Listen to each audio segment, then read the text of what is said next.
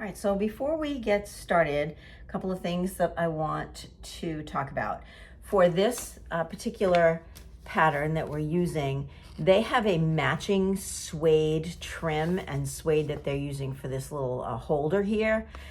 I don't have matching suede, so we're going to discuss some other options that we can use for finishing the edge of this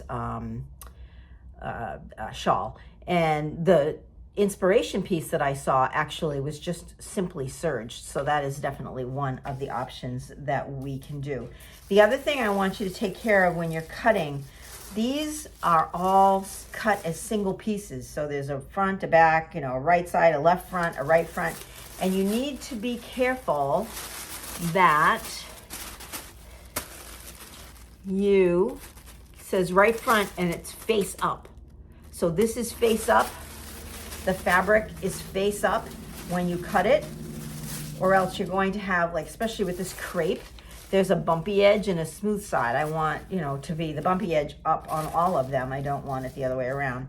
The other thing that you need to be aware of, and if you look at this tissue piece, this grain line, it does not line up with the edge seam. So if you lay this down on your fabric and you're lining this up with your salvage, the grain is going to be wrong. So you want to make sure that if this ruler was the salvage of my fabric, which is the edge that they use to hold the fabric as it goes through the loom as they're weaving it, measure this, if this is 6 inches, then this side needs to be 6 inches. Then when I cut this piece, it will be the correct grain. So this is just a little bit off grain, so it's going to be a little bit stretchy. It's not 45 degrees, so 45 degrees would be super stretchy. This is just a tad stretchy. So keep those in mind and you'll do fine. So I'm making my tab out of the same fabric as my shawl, as opposed to using the suede, which is what they used here. And we're going to sew this right sides together. And we're going to sew up to the stitching line here. So really you're just sewing about 2 inches on either side, because we're going to turn this around. So I'm just going to put a pin in there. And we're using a 1/2 inch seam allowance on this pattern. So we're going to stitch that. And the other thing we're going to do is we're going to put in our reinforcement pieces. So that goes on piecement 15. We have 2 reinforcement placements here, and I'm just going to use a pin to mark the top of each of these reinforcement pieces. Instead, I don't want to mark on my white fabric.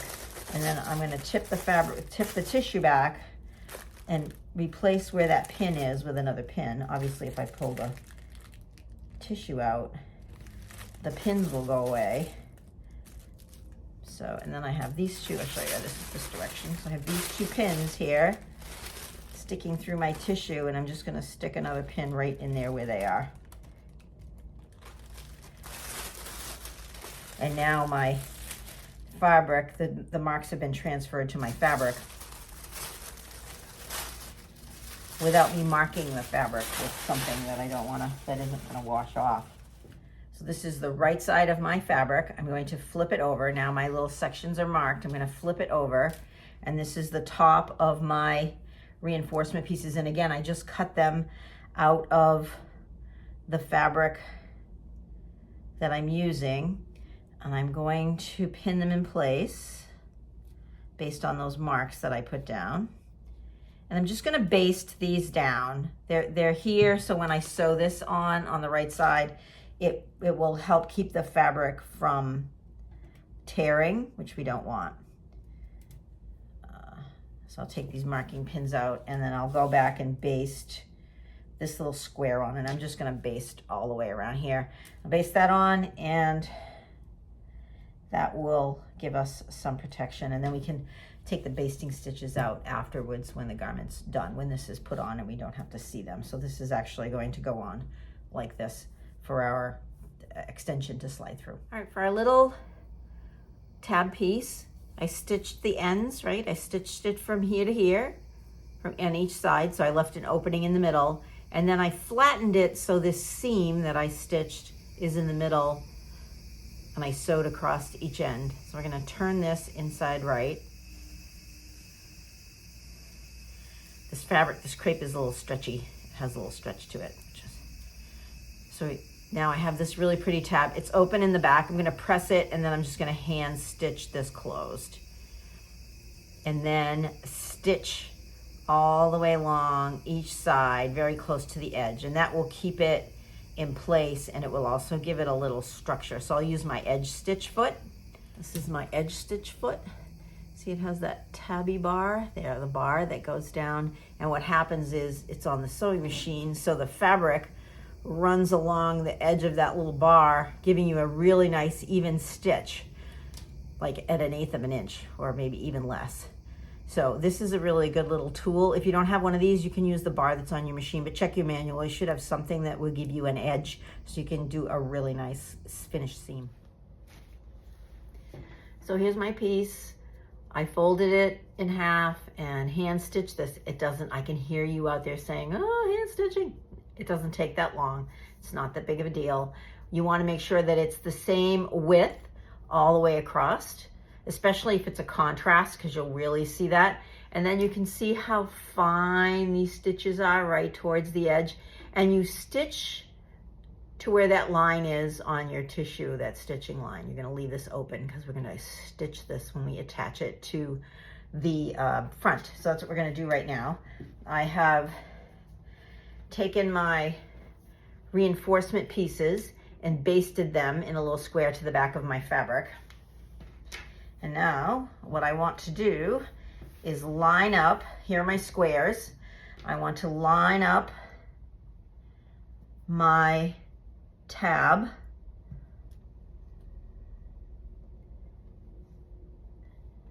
pin it down. I'm going to take it to the machine and I'm going to finish stitching. So I'm going to take and start here where I stopped on my edge stitching and go all the way across here and down, and then across where the stitching line is, across that piece there, to anchor it down to the fabric. This is why we sew with Vogue patterns. That is beautiful, right? It is a luxury detail. It's well done. It's well thought out. And again, I'm just going to go back. So it's stitched on. I'm going to trim these away, just these little things, because I can see them with this fabric, with this crepe fabric. But that is a detail that you're not going to get on a lot of patterns. It really is nice. It's beautiful. It looks high-end. It's well finished. So that's it for the little piece. The next thing we're going to do is going to sew our wrap together. Now, I have been sewing for a lot of years, and I still lay all my pieces out up front. You guys have heard me say this many, many times. So we're going to sew the left and right front to the back.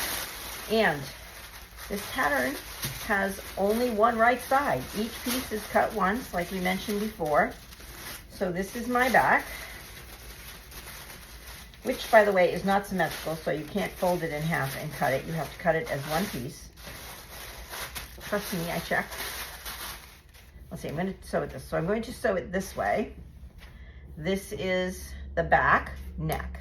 Again, here's my back. Here is the strap piece. So this is going to get sewn on like this. The neck edge, the strap piece is up towards the top. So I'm going to flip these over because these pieces are quite big, and pin this down. This crepe is beautiful. It's got some, it's stretchy, so that's really nice, but it's got really nice body. It's a backed crepe, and I think it must be a knit backed crepe. I got it from Joann's. They're not really good about labeling their fiber content, but I think it's a knit backed crepe, and so it's a nice weight for a wrap. So this is going to look like this. All right, so I have my left front. Now I need my right front piece. You really need like a huge table for this puppy. There's my right front piece. And this is the bound edge and the bound edge. So this piece gets attached to this side of the neck edge over here. And I'm going to flip that so they're right sides together and pin that. Now, I made a large. This pattern only comes in small, medium, and large. But I made this little video to show you how you can make this into an extra large. I'm going to guess the reason they didn't go any larger in size is they ran out of tissue space. There's a lot of patterns in this. There's a lot of wraps in this pattern. There's 4 of them. And you can extend this into an extra large, or conversely make it an extra small, just by using the grading that they have on the tissue and remeasuring it. So I'm going to put that video in right now so you can see how to do that. The first solid line is large, then medium, and then small. And you can see the distance between the two measure a little more than 1/2 inch. So you want to replicate that distance on both sides. So here we have it on the top, and then we're going to go to the other side, and you can see it's much bigger. So you want to move that large line out, or the small line out or in, depending on the size that you want. Each side moves to the left or the right, depending on the size. So you want to move that out. So I sewed up both of the side shoulder seams and finished them off. Look, you're going to be taking this cape off, so you want the inside to look as nice as the outside. So I serged those seams, but you could finish them off with a zigzag or pinking shears or something that you have available to you. And I used a knit stitch because this is stretchy. But here it is. Look at this. Of course, I've tried it on. And this piece slides through here. So you have this really pretty, asymmetrical, very modern looking wrap. And the large is certainly plenty big enough for me. So now all we have to do is do the edging.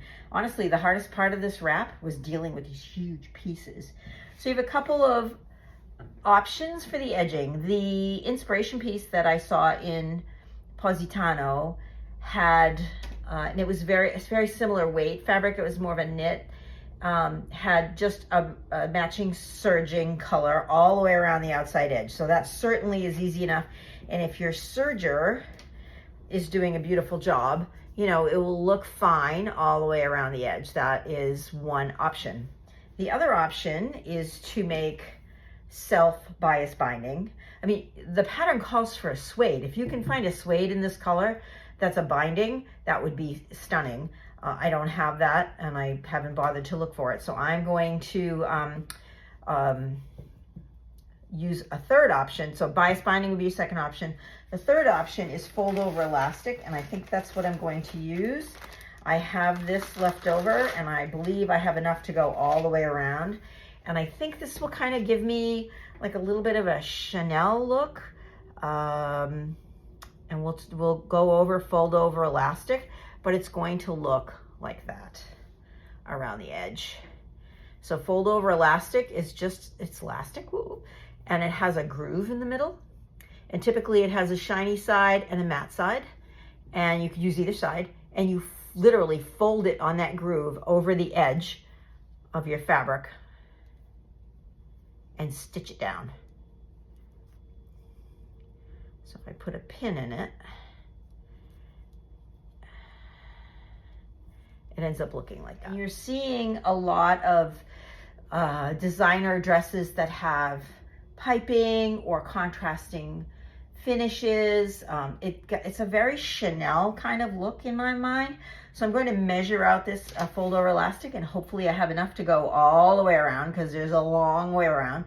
And then we'll have a little lesson on sewing on fold over elastic. But this little puppy is done, and it certainly didn't take any time at all. I think it's really, really lovely. I'm in the process of putting on this fold over elastic, and before I got to a corner, I wanted to show you a couple of things that I did before I got started, I checked obviously the thread color and the stitch length, but one of the other things I checked is that I wanted to know if I wanted to do a 1-to-1 and not stretch on the elastic or pull on the elastic a little bit. And you can see if I tug on the elastic, I get a rumple, which I don't want. Typically, when you use fold over elastic, it's around a neckline and you make it smaller and you have to kind of make it expand.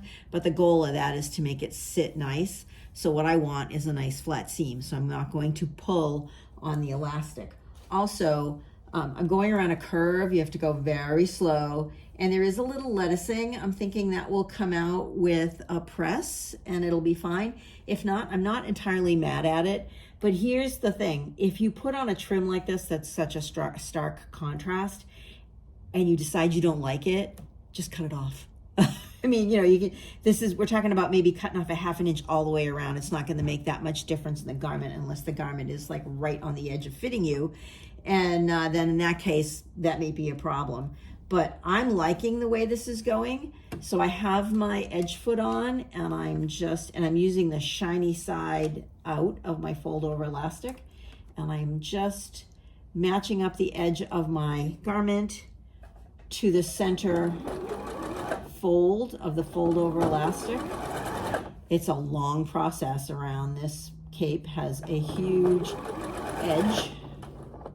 And you can get this fold over elastic in a lot of different colors. This one happened to come from Pacific Trim, but you can get it from any of the good fabric houses will have it and have lots of colors. I mean, even Joanne has black and white and a few other colors. But if you're looking for something really, really specific, I got this to make the wool cape wrap that I've shown you, and I will pop a link in for that. And actually, I'll pop a picture up here. But it's a butterscotch plaid, and it had this gray in it. So I bought 25 yards or something because it was on sale, and I was there, and I love the color. And now I have enough to go around this cape. So we're coming up on the corner. I'm going to show you how to miter the corner. All right, I stitched my elastic pretty close to the edge. I didn't sew it all the way to the corner, so you can see that I left the corner open. And I'm going to carry my elastic to the corner, and then I'm going to fold my elastic like it's going back down the other side. And I'm just going to pin it in place so it doesn't wobble all over the place. Everything's stretchy and hard to pin. There we go. So now you see I have this little fold, and then I'm gonna fold it in on itself and kind of make a little mitered corner there, and then it'll be mitered in the back also. So tricky a little bit, yes. Take your time, but taking it out of the machine is helpful, because then you can just start here and back tack. But that is what you want your corner. You want your corner to be mitered, just like you are mitering like a piece of wood.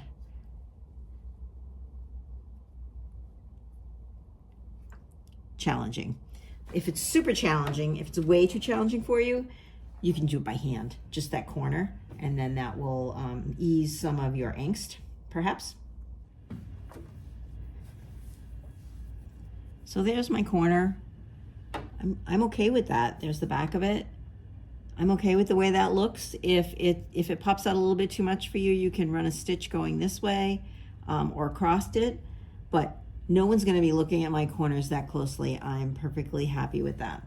The only other thing you want to watch out for when you're using fold over elastic is that you don't miss and you stitch the fold over elastic together, but you don't get the garment inside. So sometimes you'll go back and you'll see that from here to here, the fabric of the garment has slipped out of the fold over elastic. That's not good. So you have to really unpick that and kind of stuff the fabric back in and re-sew that section. So it pays to be careful and pay attention as you're going all the way around. But I'm really liking the contrast on this. I think it's gorgeous, and it's not black. It's just such this nice kind of gray. So I'm liking the contrast. I think it will be beautiful. So If you went to a consignment shop or a beautiful boutique, this piece would probably cost a couple of $100. Honestly, it wasn't that hard to make. And like I said, I used a crepe from Joann's. It was about $16 a yard. It wasn't outrageously expensive. I needed a couple of yards. So for under $50, I'm making a piece that probably cost $200 in some high-end boutique. Happy sewing. Bye.